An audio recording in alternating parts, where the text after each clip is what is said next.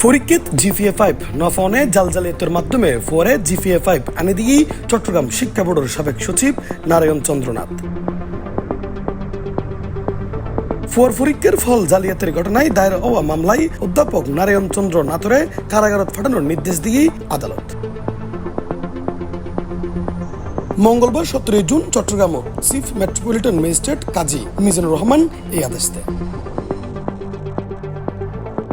জাল জালিয়াতির মামলায় নারায়ণ চন্দ্রনাথ মঙ্গলবার চট্টগ্রাম চিফ মেট্রোপলিটন ম্যাজিস্ট্রেট আদালতের জায়গায় আত্মসমর্পণ করেন। আদালত সূত্রে জানা যায়, গত 21 জানুয়ারি জালিয়াতির মাধ্যমে পরে SSC পরীক্ষায় GPA-5 আনিজনের অভিযোগে অধ্যাপক নারায়ণ চন্দ্রনাথ সহ 4 জনের বিরুদ্ধে ফাঁসলেশ থানাত মামলার অন্যান্য আসামি হলদি নারায়ণের ফোন নক্ষত্র দেবনাথ, শিক্ষা বোর্ডের সাবেক senior system analyst Kibria Masud Khan, সাবেক চেয়ারম্যান অধ্যাপক মুস্তফা কামরুল আক্তার, ওই সময়ের শিক্ষা বোর্ডের সচিব অধ্যাপক A.K.M. শামসুদ্দিন আজাদ বাদুইরে মূলত এই মামলা গান গজ্জেন। উক্ত বিষয়ে আহত হয়ে চট্টগ্রাম শিক্ষা বোর্ডের সাবেক সচিব ও সাবেক ভারপ্রাপ্ত চেয়ারম্যান অধ্যাপক আব্দুল আলিমুল্লাহ মুঠোফোনে তেয়ারা জানাই, নারায়ণ চন্দ্রনাথ প্রমাণিত সরকারি কর্তৃক শিক্ষা মন্ত্রণালয় কর্তৃক তদন্ত কমিটি দিয়ে, এবং সেটা তদন্ত প্রমাণিত হওয়ার পরও এত দীর্ঘ সূচিটা কেন, এতদিন কেন লাগলো তাকে তিনি কেন এতদিন বেতন পেলেন?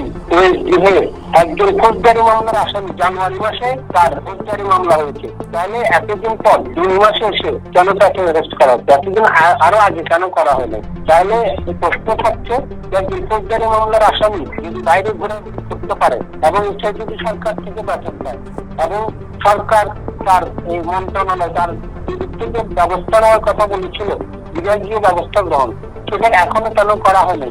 এগুলো যদি এখনো চলতে থাকে তাহলে আমরা যে অন্ধকার, সেই অন্ধকারে থাকবো। আমরা চাই যে শিক্ষা একটা আস্থার জায়গা, এই আস্থার জায়গাটা যদি নষ্ট হয় তাহলে দেশে আর কিছুই থাকবে না।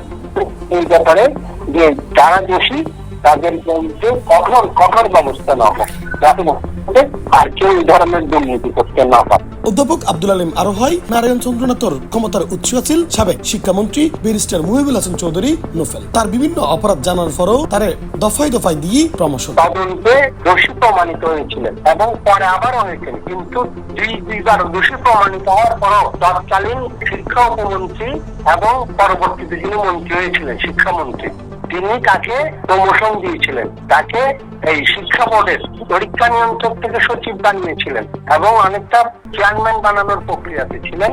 এবং তাকে তিনি যখন এই ধরনের অভিযোগগুলো মাথায় নিয়ে আছেন অভিযুক্ত, তখন তাকে মাওসির মতো গুরুত্বপূর্ণ একটি চট্টগ্রাম অঞ্চলের মাওসি অনেক গুরুত্বপূর্ণ একটি জায়গা, সেটির পরিচালক পদে আসীন করেছিলেন, অর্থাৎ দুর্নীতি করে তিনি পুরস্কৃত হয়েছিলেন।